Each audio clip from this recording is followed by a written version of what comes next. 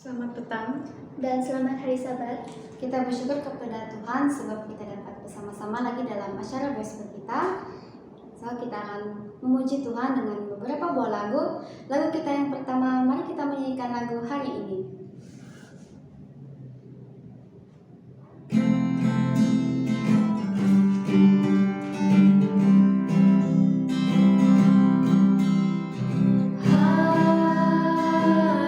Tuhan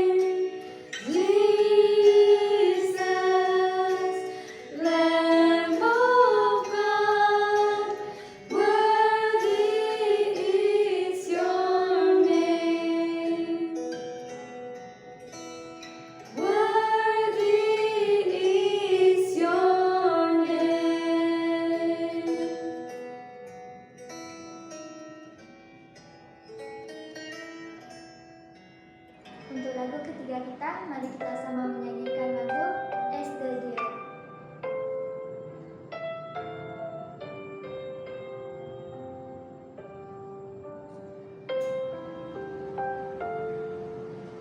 As the deer panted for the waters, so my soul longed after you. You alone are my heart's desire, and I long to worship you. You alone are my strength, my shield. To you alone may my spirit yield. You alone are my heart's desire, and I long to worship you. I want you more than gold or silver, only you can satisfy. You alone are the real joy giver and the apple of my eye. You alone are my strength, my shield. To you alone may my spirit yield. You alone are my heart's desire, and I long to worship you.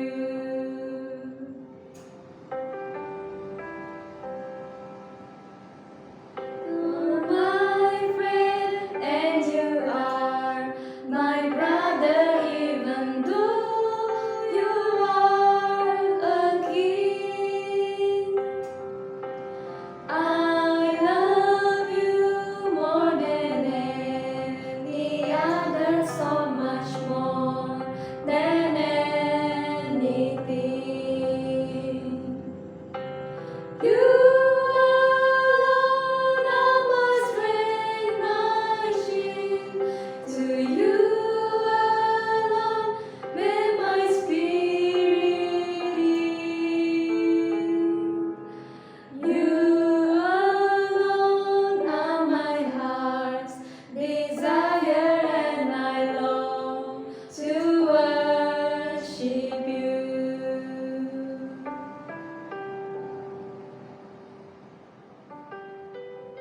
Saat ini mari kita semua menyanyikan lagu tema kita yang bertajuk Bersedialah.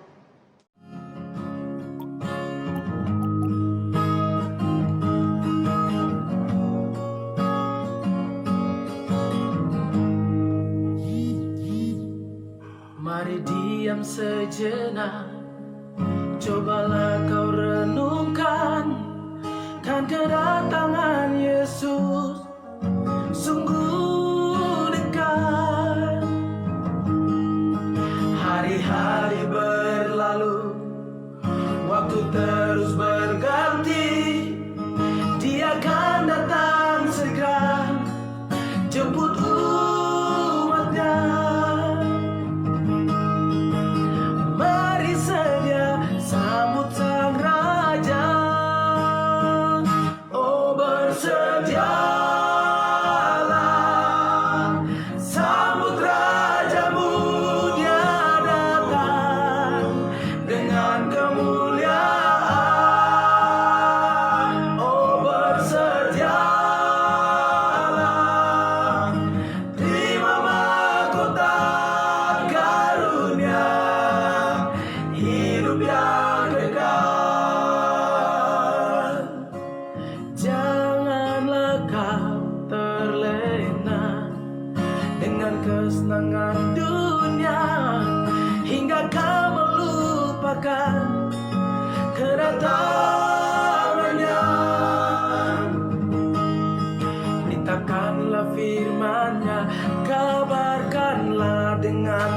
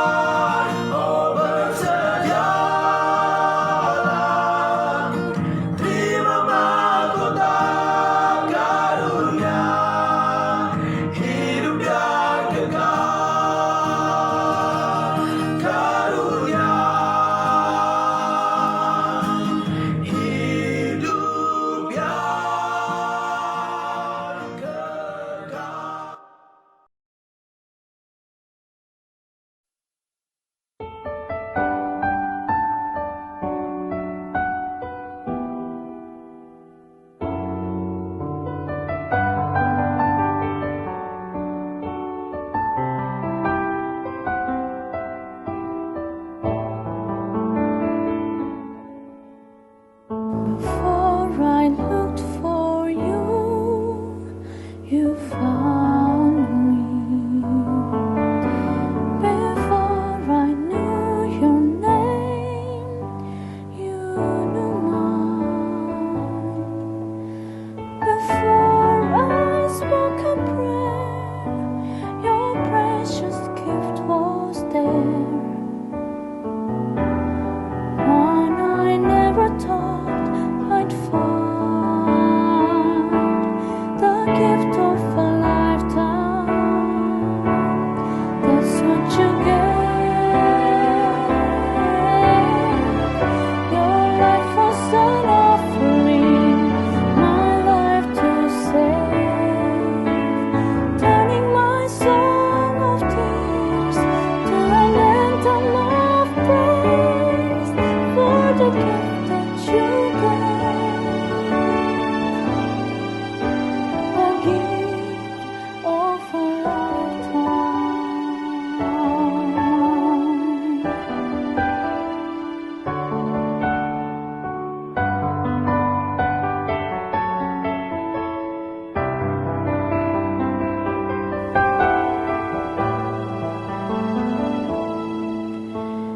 It's more than just your hand of blessings.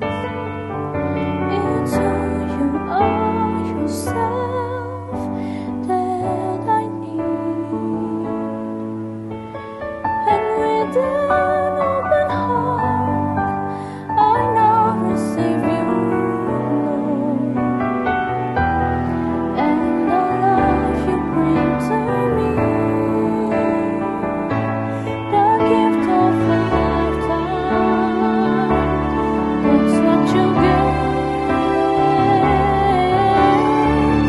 Your life was an offering, my life to save, turning my song of tears to an anthem of praise for the gift that you gave, the gift of a lifetime. Into the pain that I thought I could hide, you brought the gift of your very love, the gift of a lifetime. That's what you gave. Your life was an offering, my life to save, turning my song of tears to an anthem of praise for the gift that you gave, the gift that you gave, the gift of a lifetime. That's what you gave. Your life was an offering, my life to save, turning my song of tears to an anthem of praise for the gift that you gave, the gift of a lifetime. I live this anthem of praise, the gift of a lifetime.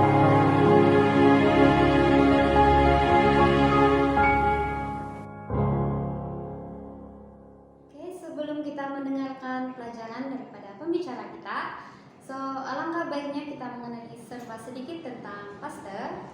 Nama pastor adalah Pastor Bernard Kalim dan juga sedang melayani di daerah Kepayan Kota Kinabalu, dan pendidikan terakhir pastor adalah Master in Ministry dan sudah berkeluarga. Oke, sekarang saya serahkan masa ini kepada pastor dengan pelajarannya. Selamat malam dan selamat hari Sabat kepada kita semua yang sudah hadir dalam acara kebaktian Vesper kita pada malam ini. Sahabat yang dikasihi dalam Kristus, Malam ini adalah malam yang kedua dalam acara Vesper kita sepanjang bulan ini, di mana kita akan mempelajari topik besar kita, tema kita, yaitu keselamatan. Pada malam yang kedua ini, kita akan mempelajari satu tajuk, yaitu manusia dan rencana keselamatan. Mengingat kembali saudara pelajaran kita minggu yang lalu, kita telah mempelajari tentang mengapa manusia perlukan keselamatan. Dan firman Tuhan menjawab kepada kita bahwa manusia memerlukan keselamatan karena manusia itu tidak dapat menyelamatkan dirinya. Dalam arti kata lain, karena manusia itu berdosa. Itu makanya saudara, tanpa rencana keselamatan Tuhan, setiap orang akan mati tanpa pengharapan. Jadi pada malam ini, kita akan mempelajari lebih mendalam tentang bagaimana Tuhan menyatakan rencana keselamatan itu kepada manusia. Pertanyaan untuk kita pada malam ini, bagaimana kita sebagai manusia boleh memperoleh keselamatan? Bagaimana saudara dan saya boleh memperoleh keselamatan yang Tuhan telah janjikan kepada nenek moyang kita?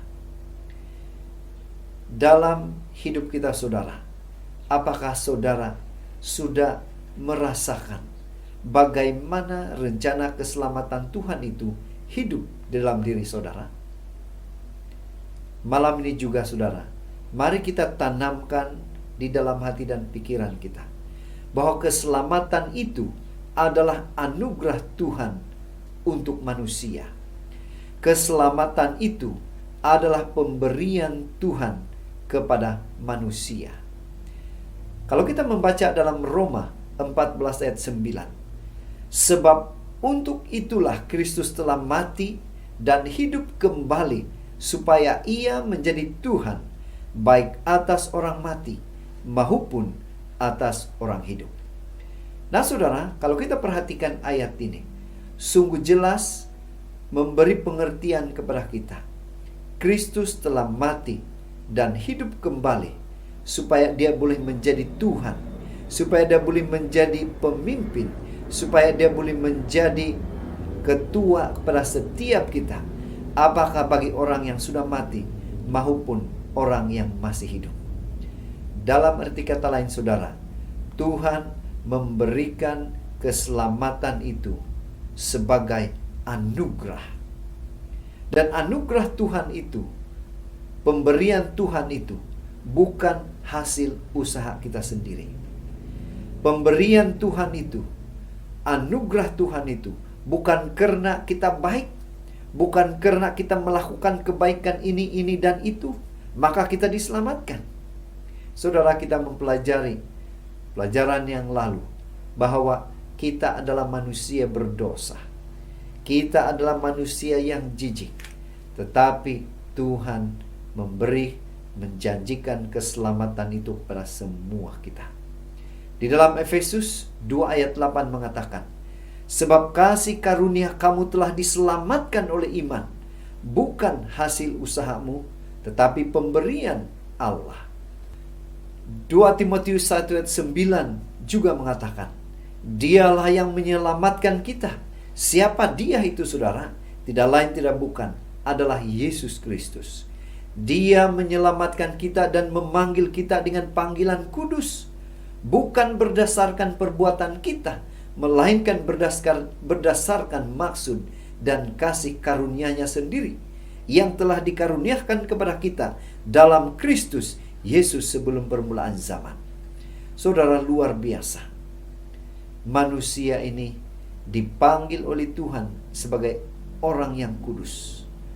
Orang yang diterima oleh Tuhan karena berdasarkan apa? Iman yang Tuhan karuniakan kepada kita. Dan Tuhan menyelamatkan kita berdasarkan kasih karunia-Nya yang luar biasa. Sejak dari mula penciptaan sehingga kedatangan Tuhan kedua kali. Saudara, sebaik apapun manusia tidak dapat menyelamatkan dirinya sendiri. dan seburuk apapun manusia, Tuhan boleh menyelamatkan kita. Saudara, pada malam ini, mari kita mempelajari anugerah keselamatan itu sesungguhnya, yaitu rencana keselamatan yang Tuhan berikan kepada setiap kita.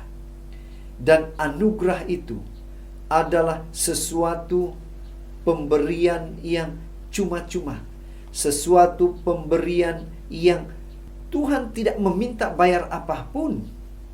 Malah kita memperoleh lebih banyak berkat. Kita telah mendapat begitu banyak pemberian-pemberian yang lain daripada Tuhan. Saudara, satu cerita yang mengisahkan seorang pemimpin, yaitu Fiorella LaGuardia. Ya, maafkan saya mungkin sebutan tidak betul.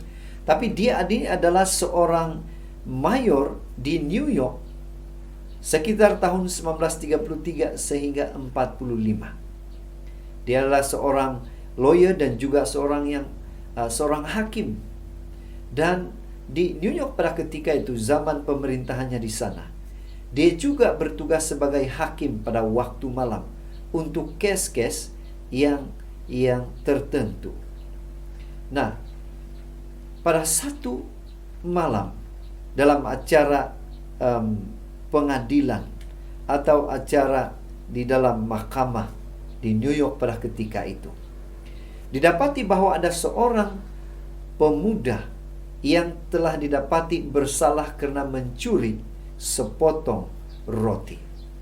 Saudara, pemuda yang didapati bersalah itu telah memohon ampun karena telah mencuri roti itu untuk memberi makan keluarganya yang kelaparan. Namun sebagai hakim, Fiorillo tegas mengatakan bahwa hukum adalah hukum. Karena itu saya harus mendenda Anda $10. Saudara, ketika pemuda itu dengan sedih mengaku tidak mempunyai uang, dia sambil meminta tolong dengan denda itu karena dia tidak mempunyai uang. Apa yang berlaku? Sang hakim atau Fiorillo ini, dia mengeluarkan $10 dari dompetnya dan membayar denda itu. Dan pada masa yang sama, dia juga meminta agar setiap orang di dalam ruang pengadilan itu menyumbangkan 50 sen untuk menolong pemuda miskin itu. Saudara, apa yang menarik dari cerita ini? Bagaimana cerita itu memperlihatkan gambaran kepada setiap kita. Bagaimana cerita itu menggambarkan anugerah pemberian yang diterima oleh pemuda itu, dibayar percuma oleh hakim, malah menerima berkat-berkat yang lain daripada orang-orang yang berada dalam ruangan tersebut. Saya membayangkan beginilah anugerah Tuhan kepada setiap kita yang tidak dapat diukur, di mana tuntutan hukum dipenuhi dan hakim itu sendiri yang membayar denda. Orang yang melanggar hukum dibebaskan, bahkan dianugerahi karunia yang sesungguhnya tidak layak dia terima. Suatu gambaran yang indah tentang juru selamat, suatu gambaran anugerah keselamatan, kebebasan yang Tuhan berikan kepada kita. Saudara, yang menjadi pertanyaan kepada kita, apakah kita mau menerima anugerah keselamatan itu? Roma 5 ayat 1 mengatakan, sebab itu kita yang dibenarkan karena iman, kita hidup di dalam damai sejahtera dengan Allah oleh karena Tuhan kita, Yesus Kristus. Segala-galanya saudara, tindakan keselamatan itu, rencana keselamatan itu Tuhan lakukan untuk saudara dan saya secara percuma. Inilah arti sebahagian daripada anugerah itu. Kedatangan Tuhan pertama kalinya sebagai manusia adalah untuk menggenapi rencana keselamatan yang Tuhan nyatakan kepada Adam dan Hawa.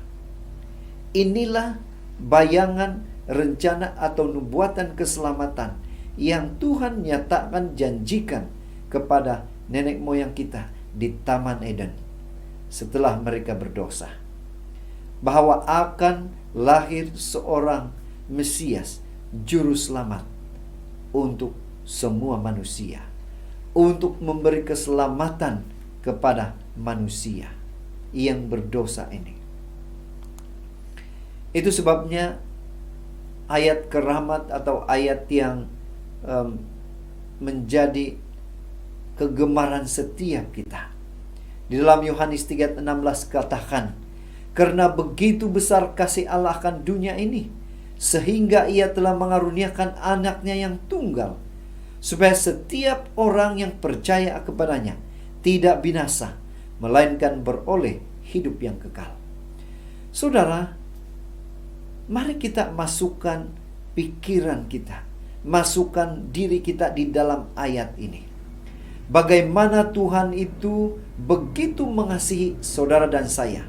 Bagaimana Tuhan itu begitu peduli, mengambil berat tentang saudara dan saya, mengambil berat bagi kita orang yang berdosa, yang tidak layak sebenarnya. Tetapi Tuhan mengasihi kita. Dia mengaruniakan anaknya yang tunggal. Bayangkan saudara, anaknya yang tunggal. Supaya apa? Setiap kita yang percaya kepadanya tidak binasa, melainkan beroleh hidup yang kekal. Inilah anugerah percuma. Inilah anugerah luar biasa yang Tuhan berikan kepada setiap kita.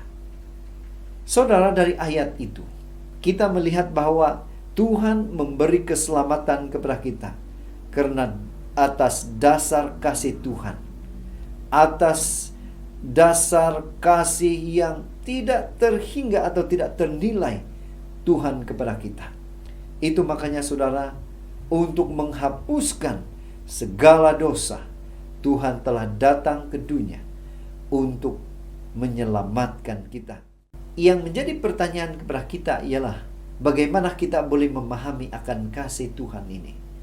Mungkin saja bila mana kita membaca ayat atau firman Tuhan tentang rencana keselamatan di Alkitab, apakah saudara benar-benar mengerti akan tindakan kasih karunia Tuhan ini? Kita harus mengingat saudara bahwa kematian Yesus Kristus di kayu salib adalah untuk melunasi hutang hukuman dosa seluruh dunia, termasuklah saudara dan saya. Itu makanya dalam 1 Yohanes 2:2 memberitahu kepada kita, dan ia adalah pendamaian untuk segala dosa kita, dan bukan untuk dosa kita saja, tetapi juga untuk dosa seluruh dunia. Artinya saudara, pengorbanan Tuhan itu, tindakan kasih karunia Tuhan itu bukan saja untuk kita pribadi, tetapi untuk semua orang di seluruh dunia ini. Inilah pemberian Tuhan itu saudara. Yesus mati, Yesus bangkit dari kematian, membuktikan bahwa pengorbanannya itu cukup untuk semua kita dan seluruh dunia. Apakah Anda, apakah saudara benar-benar merasakan arti pengorbanan Yesus itu? Apakah Anda benar-benar dapat merasakan kasih Yesus dalam kehidupan kita secara pribadi? Dan apakah saudara benar-benar mengerti anugerah ini yang luar biasa ini? Mari kita selami bagaimana Tuhan menyatakan rencana yang luar biasa ini. Mengapa saya katakan luar biasa saudara?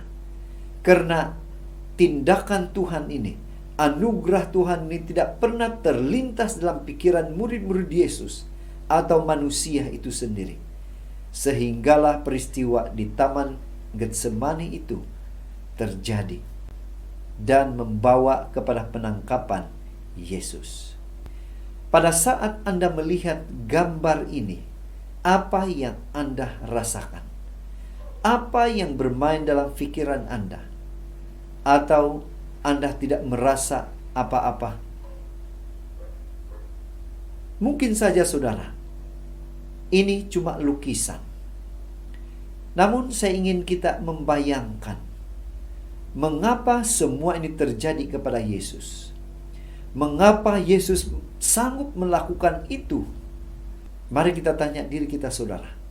Sementara kita menelusuri peristiwa bagaimana Yesus ini berada di Taman Getsemani. Dan akhirnya bagaimana dia mengalami kesengsaraan. Dan kesengsaraan itu adalah untuk saudara dan saya. Pada malam itu, sebelum Yesus mati di kayu salib, ia membawa murid-muridnya ke dalam kegelapan menuju ke Taman Getsemani. Waktu itu sungguh sudah larut malam. Mungkin pada tengah malam saya membayangkan Yesus meninggalkan 8 murid di tepi taman itu. Ia membawa Petrus, Yakobus dan Yohanes untuk masuk lebih dalam ke Taman Getsemani. Bila Yesus sampai di taman itu, pada ketika itu dia mengatakan di dalam Markus 14 ayat 34, lalu katanya kepada mereka, hatiku sangat sedih seperti mau mati rasanya. Tinggallah di sini dan berjaga-jagalah. Saudara, pada ketika itu Yesus berkata kepada 3 muridnya yang dia bawa, hatiku sangat sedih. Saudara, coba kita bayangkan, mengapa Yesus mengatakan hatiku sangat sedih. Kemudian dilanjutkan dalam ayat yang seterusnya. Ia maju sedikit, merebahkan dirinya ke tanah dan berkata supaya sekiranya mungkin saat itu lalu daripadanya. Saya membayangkan Yesus berada di Taman Getsemani itu sekitar 1 jam. Dia berdoa, dan apalagi yang terjadi, yang berlaku kepada dia pada ketika itu saudara. Dia mengatakan hatiku sangat sedih, seperti mau mati rasanya. Dalam bahasa Yunani, perilupos berarti diliputi dengan kesengsaraan.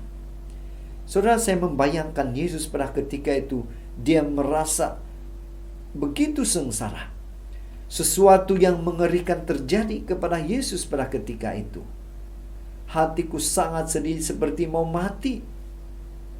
Inilah bayangan bagaimana Yesus begitu sengsara. Yang menjadi pertanyaan pada kita saudara ialah, mengapa Yesus begitu sengsara pada ketika itu seperti mau mati rasanya? Dia katakan, kalau kita membaca dalam Lukas 22 ayat 44, ia sangat ketakutan dan makin bersungguh-sungguh berdoa. Peluhnya menjadi seperti titik-titik darah yang bertetesan di tanah. Saya membayangkan saudara, begitu sengsaranya Yesus pada ketika itu. Sambil dia berdoa, sambil dia berserah kepada Tuhan, dia sambil mengeluarkan peluhnya seperti titik-titik darah yang bertetesan ke tanah. Saudara, sampai begitu yang Yesus rasakan kesengsaraan.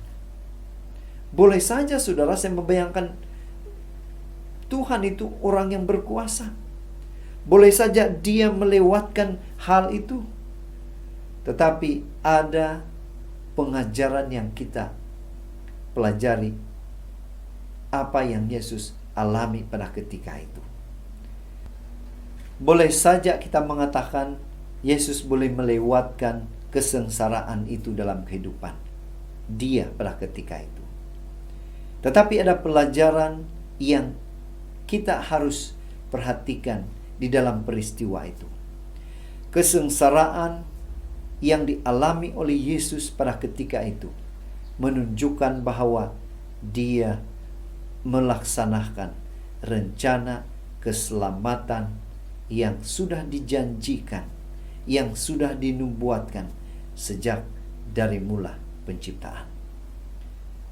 Mengapa Yesus melakukan itu? Apakah tujuan Yesus melakukan itu?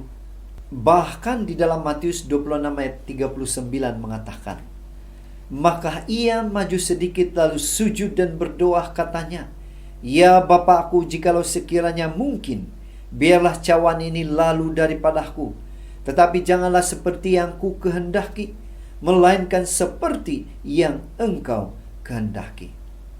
Saudara, pada ketika itu Tuhan Yesus takut dan gentar karena Dia harus meminum cawan pahit. Dan cawan pahit itu apa, saudara?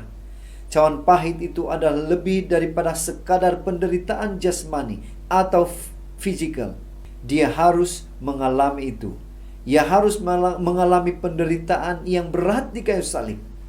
Tetapi secara rohani, ia mengalami penderitaan yang jauh lebih besar. Karena ia yang tidak pernah berbuat dosa harus memikul dosa seisi dunia ini, mengalami murka ilahi dan terpisah dari Bapa. Inilah artinya itu, saudara. Mengapa Yesus mengalami kesengsaraan itu? Artinya, saudara, kematian Yesus di kayu salib adalah untuk Anda dan saya. Kematian Yesus di kayu salib, kesengsaraan Yesus di Taman Getsemani, Dia lakukan, Dia buat semuanya itu untuk saudara dan saya. Itu makanya kematian Yesus seharusnya membuka mata rohani kita untuk lebih jelas melihat bahwa dosa adalah suatu masalah yang sangat serius, sehingga Tuhan sendiri harus campur tangan agar kita dapat terlepas dari belenggu dosa itu. Tahukah saudara betapa beratnya beban dosa yang harus Yesus tanggung? Itu semua karena Yesus mengasihi saudara dan saya, sehingga Dia harus mengorbankan dirinya. Dia harus mati di kayu salib untuk menebus kita dari segala dosa kita. Yang menjadi pertanyaan untuk kita secara pribadi pada malam ini, seberapa seriuskah Anda memandang dosa dalam kehidupan Anda? Apa upaya usaha yang Anda lakukan untuk mengatasinya? Firman Tuhan mengatakan dalam Yohanes 14 ayat 6. Kata Yesus kepadanya, Akulah jalan dan kebenaran dan hidup. Tidak ada seorang pun yang datang kepada Bapa kalau tidak melalui aku. Saudara, ayat ini jelas mengatakan kepada kita, Yesus bukanlah salah satu jalan atau salah satu dari banyak jalan, tetapi Dia adalah satu-satunya jalan. Hanya satu dan satu-satunya jalan yang benar. Tidak ada seorang pun, tidak peduli apapun status, apapun pangkat, apapun kekuasaan, apapun prestasi, pengetahuan, kepintaran, dan sebagainya di dalam diri kita, yang dapat datang kepada Allah Bapa kecuali melalui Yesus Kristus. Itu makanya saudara, pertanyaan ini menjadi pertanyaan kepada setiap kita. Apakah saya sudah memiliki Yesus di dalam hidup saya? Atau hanya pada nama sahaja saya sebagai pengikut Kristus, tetapi tidak benar-benar mempraktikkan karakter Kristus di dalam diri saya? Saudara dan saudari yang dikasihi dalam Kristus, Tuhan sudah melakukan bahagiannya. Tuhan sudah melakukan apa yang Dia harus lakukan. Bagaimana dengan kita? Apa bahagian yang perlu kita lakukan? Apa respon kita, saudara? Mari kita percaya Bagaimana percaya? Minggu depan kita akan mengulang kaji, mengupas pelajaran ini untuk terus memberi semangat kepada kita memegang keselamatan yang Tuhan sudah berikan kepada kita. Saudara, kata-kata terakhir yang saya ingin sampaikan kepada setiap kita. Sebaik apapun manusia tidak dapat menyelamatkan dirinya.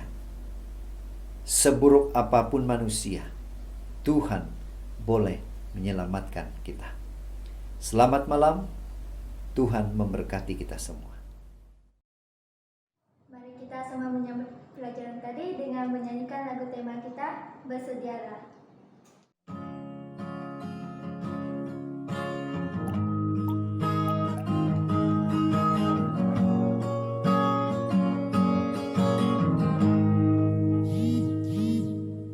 Mari diam sejenak, cobalah kau renungkan, kan kedatangan Yesus sungguh dekat.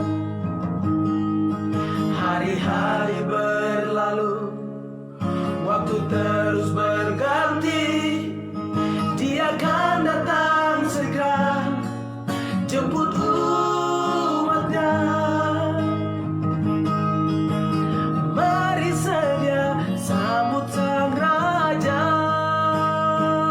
Oh, bersedialah, sambut Rajamu, Dia datang dengan kemuliaan. Oh, bersedialah, terima mahkota karunia, hidup yang kekal. Janganlah kau terlena dengan kesenangan dunia, hingga kau melupakan kedatangannya. Beritakanlah firman-Nya, kabarkanlah dengan segera, kabarkan kedatangan Yesus Tuhanmu. Mari sedia sambut Sang Raja. Oh, bersedialah, sambut Rajamu, Dia datang dengan kemuliaan. Oh, bersedialah, terima mahkota karunia, hidup yang kekal. Sekaranglah waktunya, bersedia sambut Sang Raja. Oh, oh, oh, bersedialah, sambut Rajamu, Dia datang dengan kemuliaan. Oh, bersedialah, terima mahkota karunia, hidup yang kekal. Karunia, hidup yang kekal. Pada saat ini saya menjemput Pastor Bernard untuk melayangkan doa penutup. Mari kita berdoa. Bapa Surgawi, pada saat ini sekali lagi kami bersyukur dan berterima kasih karena kebaikan-Mu telah bersama dengan kami dalam acara kebaktian Vespa pada malam ini. Malam ini Tuhan, kami telah dikuatkan melalui firman Tuhan mengenai dengan keselamatan, anugerah keselamatan yang Tuhan sudah berikan pada setiap kami. Kami sebagai manusia berdosa yang lemah, ya Tuhan, kami memerlukan pertolongan. Berikan kami akal budi kepintaran agar terus boleh mempertahankan keselamatan yang Tuhan sudah berikan ini kepada kami. Kiranya setiap kami terus memfokuskan hati dan pikiran kami hanya kepada Engkau dan terus bersama dengan Engkau sampai kedatangan Tuhan kedua kali, sampai di kerajaan sorga. Terima kasih Tuhan, sementara kami bersurai, Engkau terus memimpin menjaga kami dimanapun tujuan kami selepas ini. Biarlah pimpinan Tuhan menjadi bahagian setiap kami. Terima kasih, Engkau mendengar menjawab doa kami. Dalam nama Yesus kami berdoa. Amin. Terima kasih karena sudah bersama-sama sepanjang Vespa ini. Dan kita berjumpa lagi pada next Gospel. dengan sambungan khotbah yang bertajuk Manusia Harus Percaya.